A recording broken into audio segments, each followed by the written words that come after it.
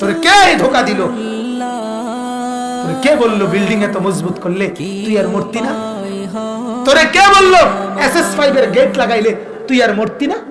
তোরে কে বললো সেগুন কাঠের দরজা লাগাইলে তুই মূর্তি না? তোরে কে বললো গ্রিল মজবুত করে দিলে তুই মূর্তি না? কিরে কে তোরে বল? দুনিয়া লাথি মারে যাবে ইমান। আমার কথা কোনদিন মনে আসে না, আয় কবরে আয়।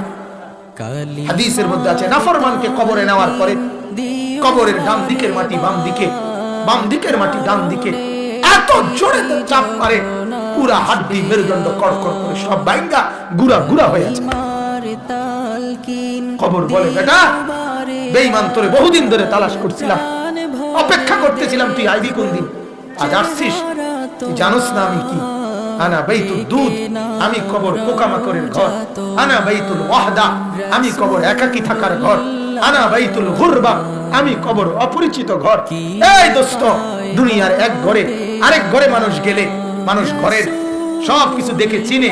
বাথরুমে এটা ওই কোন একটা পাকঘর, এই লম্বা লম্বা এটা লম্বা লম্বি 5 ফিট, এটা বারিন্দা।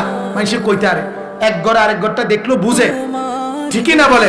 কারণ কাছাকাছি মডেল সব, ঠিকই না বলে?